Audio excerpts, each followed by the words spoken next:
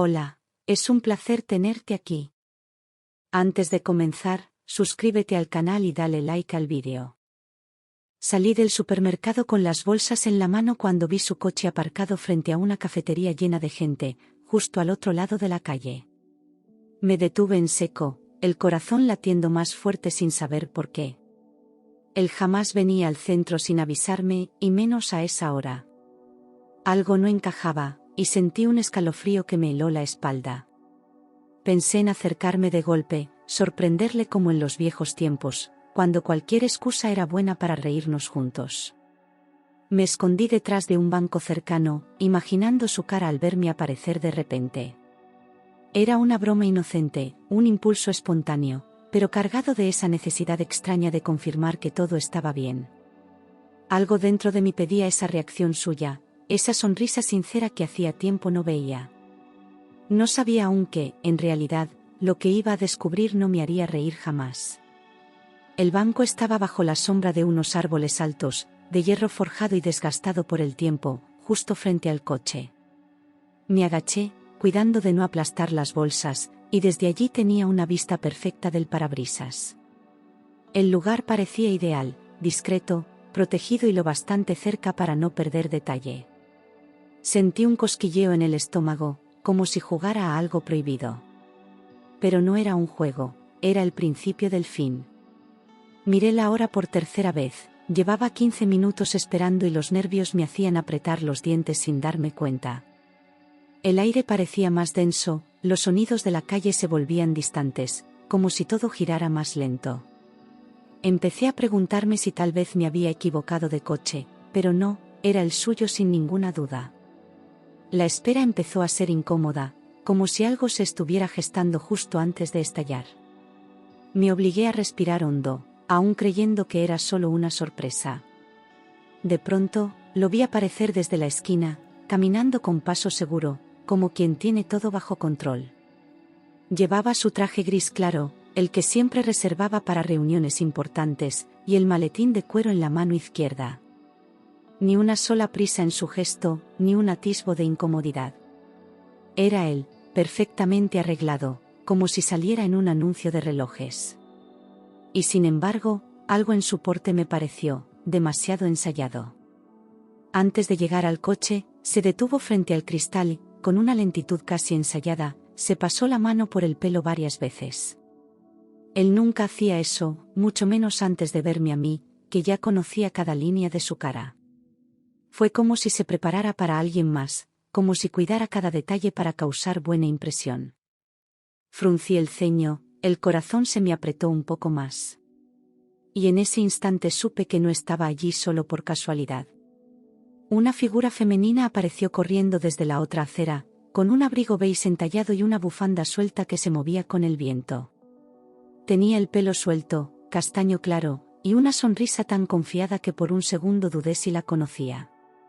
Sin mirar a los lados, fue directo hacia el coche, como si lo hubiera hecho 1000 veces antes. Abrió la puerta del copiloto con una familiaridad que me dejó sin aliento. Mi corazón dio un vuelco cuando reconocí su cara. Era Lucía, la misma Lucía que él siempre mencionaba en casa con voz tranquila, describiéndola como una amiga simpática de la oficina. La misma a la que decía que apenas veía porque trabajaba en otro departamento. Verla allí, sonriendo como si nada, con esa seguridad en su cuerpo, fue como recibir una bofetada sin previo aviso. No era una coincidencia, no era una reunión de trabajo. Era algo que no debía estar viendo, y sin embargo, no podía apartar los ojos. Antes de entrar en el coche, se abrazaron como si llevaran días sin verse, como si se necesitaran. No fue un gesto rápido ni torpe, fue lento, prolongado, con los cuerpos pegados, sin palabras. Él apoyó la barbilla sobre su cabeza por un segundo y cerró los ojos. Yo, desde el banco, sentí un frío que me subió por la nuca hasta los dientes. No recordaba la última vez que me abrazó así a mí. Vi cómo él le abría la puerta con una sonrisa leve y le colocaba la mano en la espalda para ayudarla a entrar, un gesto tierno, casi instintivo. Ella le respondió con una mirada de esas que solo se dan cuando hay historia compartida. Ninguno parecía preocupado por esconderse, como si el mundo fuera solo de ellos. Esa delicadeza, ese cuidado, ya no existía en nuestro matrimonio. Lo entendí de golpe, sin necesidad de más pruebas. El cuerpo me temblaba, pero no era frío, era rabia, incredulidad, humillación, todo mezclado en un solo golpe seco. Sentí que me faltaba el aire, que las piernas no me iban a sostener ni un segundo más. Todo mi mundo, esa vida que había construido durante años, se tambaleaba con la facilidad de una mentira bien dicha. Lo que más dolía no era lo que veía, sino darme cuenta de que siempre había estado ahí, frente a mis ojos. Y yo, ciega, negándome a sospechar. Cuando el coche arrancó lentamente, sentí un impulso casi animal, no podía dejar que se marcharan sin saber a dónde iban. Crucé la calle a toda prisa, sin mirar, sin pensar, siguiendo el sonido del motor como si mi vida dependiera de eso. Caminé detrás unos metros, con el corazón desbocado y las piernas temblorosas. En la esquina, alcé la mano y tomé un taxi al vuelo. Le dije al conductor que no perdiera de vista ese coche, fingiendo una sonrisa nerviosa. «Es una sorpresa para un amigo», dije al taxista mientras mis ojos no se despegaban de las luces traseras del coche de mi marido. Él asintió sin hacer preguntas, acelerando cada vez que el semáforo amenazaba con separarnos. Mi mente iba más rápido que el coche, imaginando excusas, explicaciones que ya no me convencían. No era solo curiosidad, era necesidad. Necesitaba saber hasta dónde llegaba la mentira. Desde la ventanilla del taxi, los veía a través del cristal trasero de su coche, hablaban, reían, gesticulaban con naturalidad. Ella le tocaba el brazo al hablar, y él giraba el rostro hacia ella como si fuera la única persona en el mundo. No había tensión ni prisas, solo comodidad. Eran una pareja, no había otra forma de llamarlo. Y yo, al otro lado del cristal, me convertía en una espectadora de mi propia traición. En uno de los semáforos, el coche se detuvo y, como si el tiempo también se hubiera frenado, vi cómo él le acariciaba el rostro con los dedos. Ella cerró los ojos, sin apartarse, como quien ya conoce esa caricia de memoria. No había culpa, no había duda. Aquella escena, silenciosa y fugaz, gritaba más que cualquier confesión. Lo supe sin margen de error, estaban enamorados. Ella apoyó la cabeza en la ventanilla, sonriendo levemente mientras él le tomaba la mano con naturalidad, sin mirar alrededor. Sus dedos entrelazados permanecieron así durante varios minutos, como si ya no tuvieran que esconder nada. Esa imagen se me grabó como un tatuaje en la memoria. Nada de lo que él pudiera decir después podría desmentir lo que mis ojos habían visto. No era un desliz, era una vida paralela. El taxi frenó a unos metros cuando el coche de ellos se detuvo frente a un pequeño hotel en las afueras, discreto, con fachada apagada y persianas bajadas. No era un lugar al que uno va por casualidad, sino al que se vuelve porque ya se conoce. Mi estómago se encogió al instante, entendiendo más de lo que quería. El cartel, medio desgastado, apenas dejaba leer el nombre. Pero a ellos no les importó, bajaron del coche sin mirar atrás. Entraron como quien llega a casa, saludando al recepcionista con una confianza que me heló la sangre. Él les devolvió la sonrisa, deslizando una llave sobre el mostrador sin pedir documentos, como si fueran clientes frecuentes. No hubo sorpresa en su cara, ni preguntas, ni pausas. Todo fluyó con una naturalidad que solo se da cuando la rutina ya está establecida. No era la primera vez, y probablemente tampoco sería la última. Me quedé en la acera, oculta entre dos coches aparcados, observando cómo subían las escaleras del hotel cogidos de la mano. Iban hablando bajito, riendo como adolescentes, como si compartieran un secreto feliz. Ver esa imagen fue como recibir un puñal en el pecho, pero sin sangre, solo dolor sordo y profundo. Sentí que me partía por dentro, pero me obligué a no moverme. Necesitaba verlo todo, grabarlo con mis propios ojos. Las lágrimas querían salir, pero me obligué a tragarlas, no podía permitirme flaquear aún. Cada segundo allí de pie era una humillación, pero también una confirmación. No podía volver a casa con dudas, necesitaba pruebas, certezas, verdades irrefutables. El alma me pesaba como plomo, pero me mantuve firme. Porque ese dolor, por más insoportable que fuera, era más soportable que seguir viviendo engañada. Pasó más de una hora y yo seguía sentada en un banco frente al hotel, temblando de rabia, con las manos heladas y el corazón ardiendo. Cada minuto era un martillazo en la dignidad, pero no me movía. Miraba la puerta una y otra vez, deseando no verlo salir, deseando que aquello fuera una pesadilla. Pero sabía que no lo era. Y esa certeza dolía más que cualquier mentira. Salieron del hotel como si nada, con el pelo despeinado y una calma en los gestos que me revolvió el estómago. Él tenía esa expresión satisfecha, relajada, como después de una siesta profunda.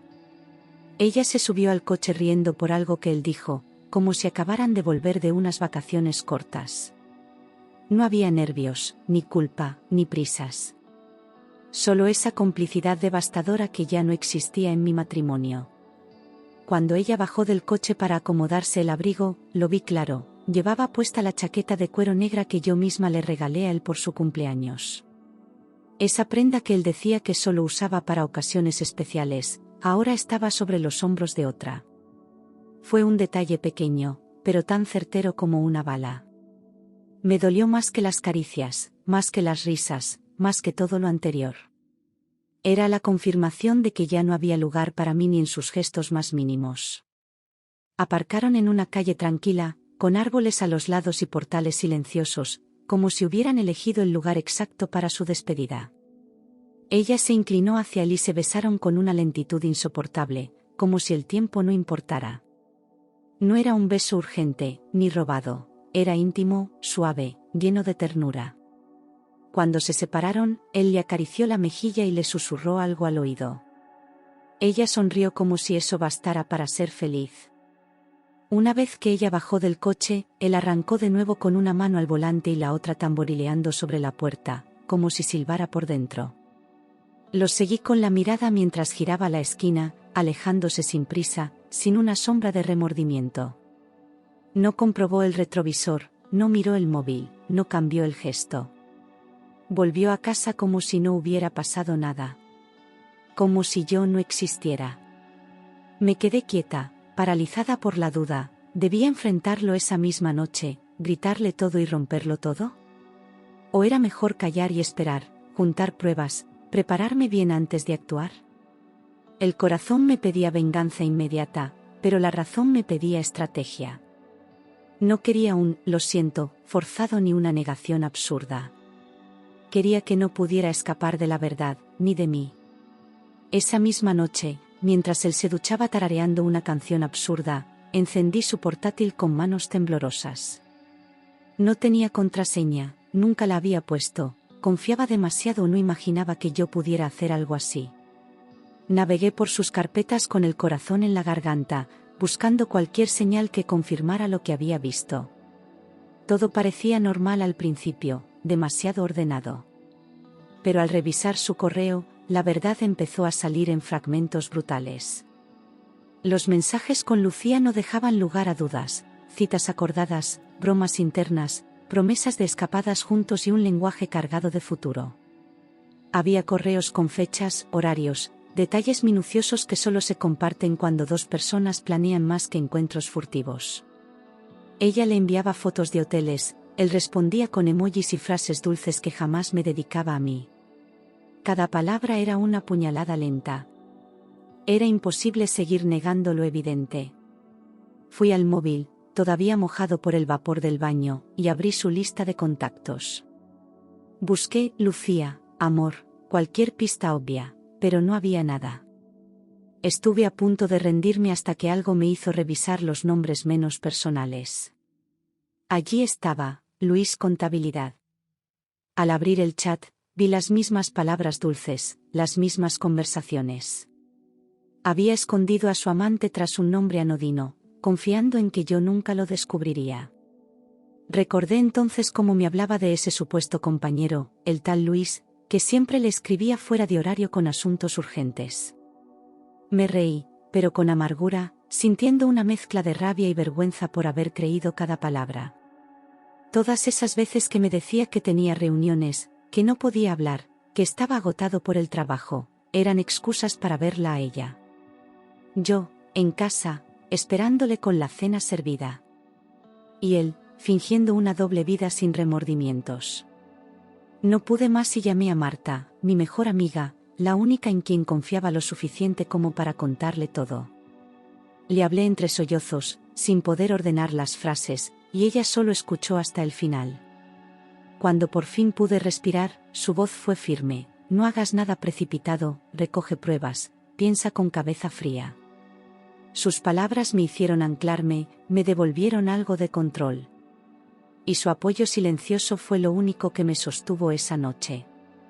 Abrí una nueva carpeta en mi ordenador, la llamé Luz, para que no despertara sospechas y empecé a guardar todo: capturas de pantalla, correos, mensajes del móvil, recibos digitales. Cada documento era un ladrillo en el muro de evidencia que iba construyendo contra él. No quería que me volviera a mentir, ni que pudiera decir: no es lo que parece. Esta vez, tendría cada prueba delante de sus ojos. Porque no me iba a romper otra vez sin pelear. Durante las semanas siguientes, cada vez que decía que tenía una reunión o que llegaría tarde, yo ya sabía lo que significaba. Sin decir nada, verificaba la ubicación del coche, anotaba horas, registraba todo con la frialdad de quien ha dejado de confiar. Me volví una experta en leer su lenguaje corporal, sus silencios, sus excusas mal disimuladas. Y cada una de sus mentiras me daba más fuerza. Ya no lloraba, me preparaba. Un día lo seguí hasta el mismo hotel, esta vez con gafas de sol y el corazón blindado. Lo vi entrar con ella y, otra vez, el mismo recepcionista les entregó la llave sin pedirles nada. Sonrió, casi con complicidad, como si supiera perfectamente a qué venían. Sentí asco, por ellos y por aquel hombre que participaba de ese juego sucio. Me contuve de entrar y gritarles en la cara. Aún no era el momento. Esa noche, revisando los bolsillos de su abrigo mientras él se duchaba, encontré un pequeño recibo arrugado. Era de una joyería del centro, con fecha de hacía 2 semanas y la descripción clara: anillo de oro blanco con zafiro. No era mi talla, ni mi estilo, ni tampoco una sorpresa para mí. No había regalos pendientes, ni aniversarios olvidados. Ese anillo tenía dueña, y no era yo. La certeza me atravesó con una violencia tranquila: había comprado un anillo para Lucía. No podía imaginar otro destino posible, no había otra mujer en su vida, no en medio de esa rutina tan cuidada. Todo cuadraba, cada detalle encajaba como piezas de un puzzle cruel. Yo había estado esperando amor, y él había estado planeando una nueva vida con otra.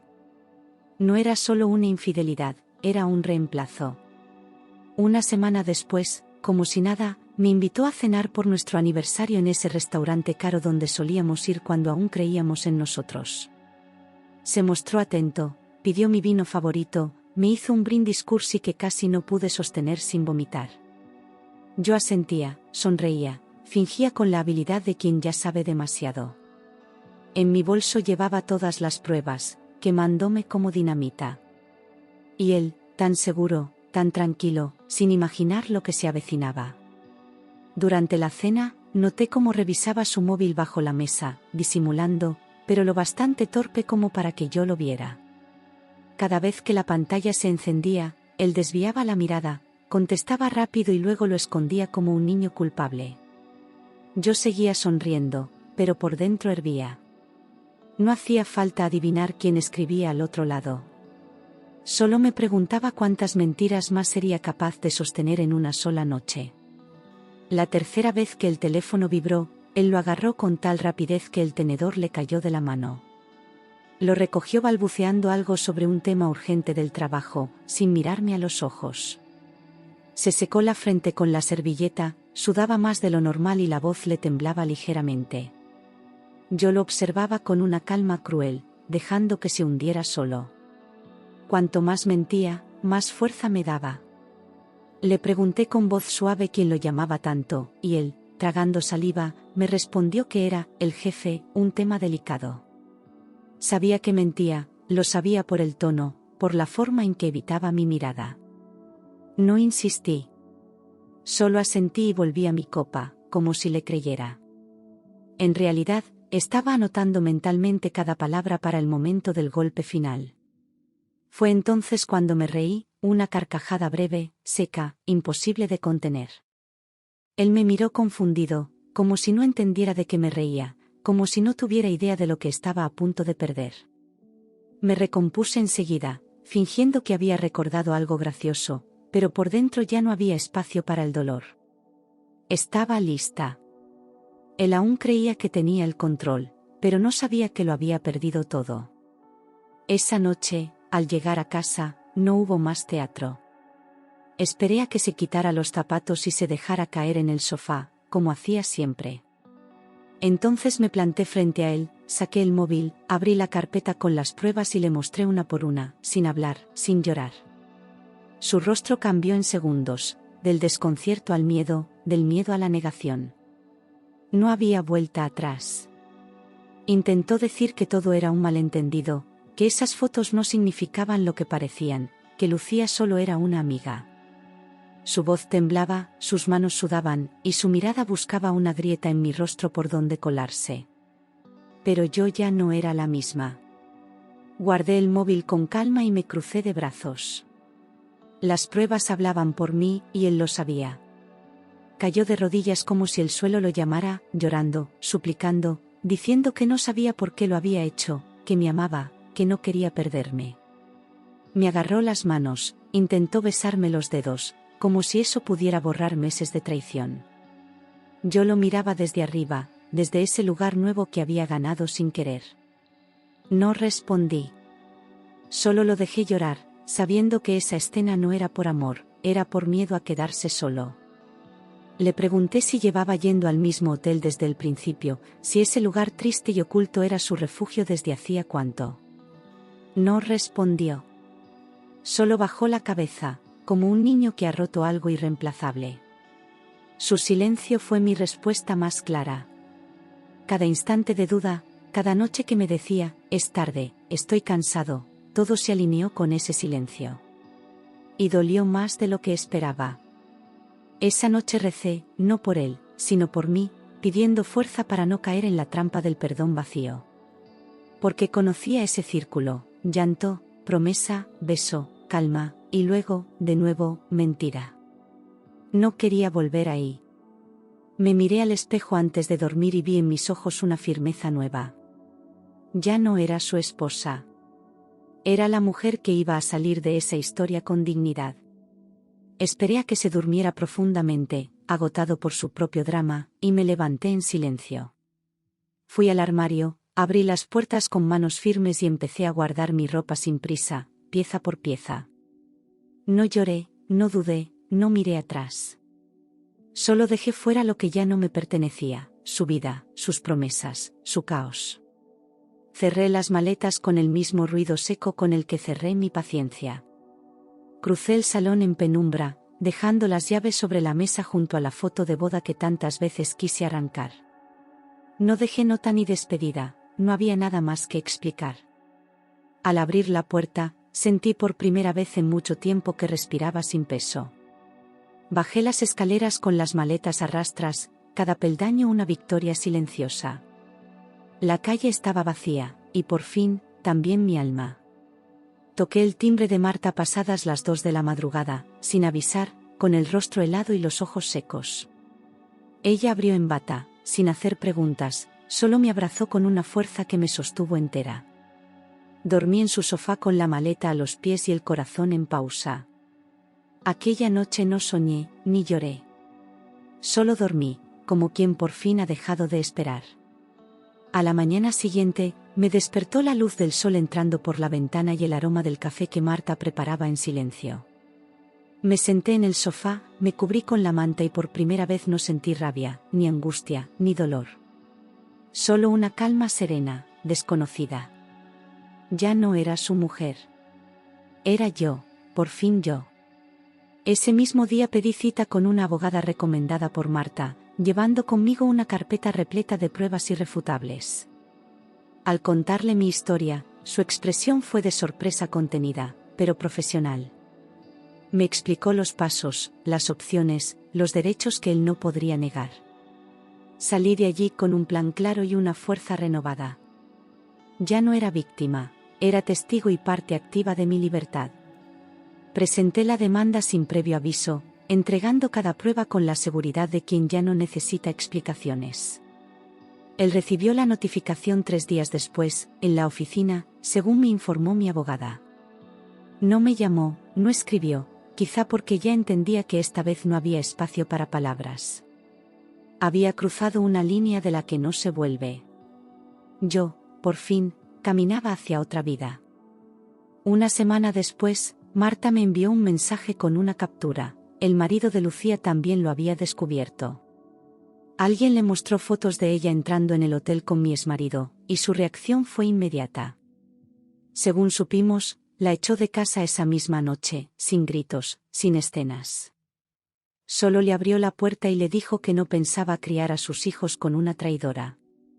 No necesitaba más que la verdad desnuda. Me costó poco confirmar que mi ex no era el primero ni el único en la lista de Lucía. Descubrí mensajes antiguos con otro compañero del trabajo, idénticos en tono y promesas. Ella no buscaba amor, buscaba adulación, distracción, poder sobre los débiles. Lo que teníamos era apenas un episodio más en su cadena de engaños. Y él se creyó especial, como todos los demás. La imagen pública de Lucía empezó a derrumbarse como castillo de naipes. Compañeros que antes la admiraban ahora le daban la espalda en los pasillos. Su marido no solo la abandonó, sino que compartió con sus padres y amigos la verdad sin filtros. Ya no era la simpática del departamento, sino la que rompía hogares. Ella, que tanto cuidaba su imagen, no supo cómo sostener la caída. Descubrí que incluso mientras estaba con mi exmarido, Lucía ya se escribía con otro hombre, más joven, recién llegado a la empresa. No era amor, era adicción al juego sucio, al poder de seducir sin compromiso. Ella no rompía reglas, las ignoraba por completo. Y él, mi ex, había arruinado nuestro matrimonio por alguien que nunca pensó en quedarse. La ironía era tan brutal como justa. Los rumores no tardaron en explotar en la oficina, filtrándose entre despachos, pasillos y grupos de WhatsApp como una tormenta inevitable. Ya no eran solo miradas de compasión o cuchicheos discretos, eran risas contenidas, silencios incómodos, puertas que dejaban de abrirse. Ambos intentaron mantener la calma, pero el desprecio colectivo era palpable. Habían sido descubiertos sin elegancia ni redención. El precio de la mentira empezó a ser más alto de lo que esperaban. Una tarde, recibí su llamada. No hubo saludo, solo su voz quebrada diciendo, «Lo he perdido todo, menos a ti». Se aferraba a esa frase como si pudiera salvarse, como si mi perdón fuese un salvavidas en medio de su naufragio. Cerré los ojos, escuchando en silencio su llanto del otro lado. Pero ya no me dolía. Solo me sorprendía que aún pensara que yo era parte de su mundo. Le respondí sin elevar la voz, sin dramatismos, con la calma que solo da la verdad asumida. «Ya me perdiste, el día que entraste en ese hotel». No hubo gritos, ni reproches, ni súplicas después. Solo un silencio largo, lleno de todo lo que ya no necesitaba decir. Colgué sin temblar, sin mirar atrás. Era el cierre definitivo de una historia que él había destruido con sus propias manos. El día de la audiencia, se presentó con traje oscuro y mirada vacía, intentando mostrar una compostura que ya no convencía a nadie. La jueza fue clara, directa, implacable, los hechos eran evidentes, las pruebas incontestables. No hubo margen para giros ni lágrimas que cambiaran el rumbo. Mi abogada habló por mí con precisión quirúrgica. Cuando salí de esa sala, no era solo una mujer divorciada, era una mujer libre. Firmé los papeles con una mezcla de dolor y alivio, como quien cierra la puerta de una casa en llamas sin volver la vista. Él intentó despedirse con un gesto, una palabra, algo, pero yo ya no tenía espacio para recuerdos. Me levanté, recogí mi bolso y crucé la puerta sin detenerme. No había más que decir. Aquella firma no solo ponía fin al matrimonio, sellaba el principio de mi nueva vida. Hoy ya no siento rabia ni tristeza, solo una serenidad que no conocía antes, una paz que no depende de nadie. Camino por la calle sin miedo, sin esperar mensajes, sin revisar relojes. Vuelvo a mirarme al espejo y me reconozco. No como la mujer traicionada, sino como la mujer que tuvo el valor de abrir los ojos y elegir su libertad. Ese fue, sin duda, el acto más valiente de mi vida.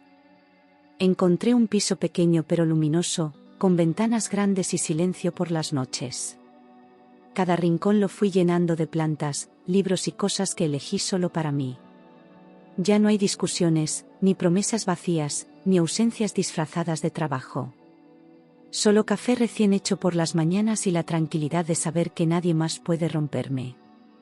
Es mi espacio, mi refugio, mi comienzo. Volví a trabajar con más energía, retomé proyectos que había dejado aparcados por priorizar una relación que no me priorizaba. Recuperé amistades que el dolor me había hecho descuidar, y descubrí otras nuevas que me abrazaron sin hacer preguntas. No fue fácil, pero paso a paso volví a mí. No soy la misma de antes, y eso es lo mejor que me ha pasado. Ahora sé cuánto valgo y hasta dónde puedo llegar. Una tarde, mientras paseaba por el parque, sentí que sonreía sin motivo, porque el sol me tocaba la cara. Era una risa limpia, inesperada, que no venía de nadie más, solo de mí. Entonces supe que lo había conseguido, ya no era esclava de un pasado que dolía. El presente me pertenecía, y no necesitaba a nadie para celebrarlo. La alegría, por fin, había vuelto a mí. No sé qué vendrá mañana, ni con quién caminaré más adelante. Pero hoy, por primera vez, no me da miedo el futuro. Estoy en paz con lo que fui, orgullosa de lo que enfrenté, y segura de lo que merezco. Ya no busco amor desesperadamente, ahora espero que llegue, si tiene que llegar, sin mentiras ni sombras. Porque aprendí que, antes de todo, hay que aprender a amarse a una misma. Volví a pasar por aquella cafetería del centro, no para buscar coches conocidos, sino para sentarme en la terraza y mirar la calle sin miedo. Pedí un café con leche y me quedé allí un buen rato, observando el ir y venir de la gente. Nadie me esperaba, y yo tampoco esperaba a nadie. Era libre incluso del recuerdo. Y eso, para mí, era suficiente. Guardé todas las pruebas en una caja de cartón y las llevé al trastero. No porque quisiera olvidarlo todo, sino porque ya no necesitaba mirarlas. No me hacían falta para recordar lo que viví, ni para mantenerme firme. Había ganado algo más valioso que cualquier batalla legal, mi claridad. Y con ella, podía mirar al mundo de frente. Marta me regaló una libreta de tapas rojas y me dijo, escribe lo que te dé la gana, pero no te calles más. Al principio solo garabateaba palabras sueltas, frases rotas, pero con el tiempo empecé a escribir mi historia, esta historia. No para publicarla, ni para vengarme, sino para vaciarla de mi cuerpo. Porque lo que se escribe, deja de doler tanto. Y yo ya no quería seguir cargando con ese peso. Algunas noches me despierto sobresaltada, con el eco de su nombre en la cabeza, pero ya no duele igual. No es nostalgia, es solo memoria. Como una cicatriz que a veces pica cuando cambia el clima. Me abrazo a mí misma y vuelvo a dormir. Ya no hay sombras en mi cuarto, solo silencio y paz.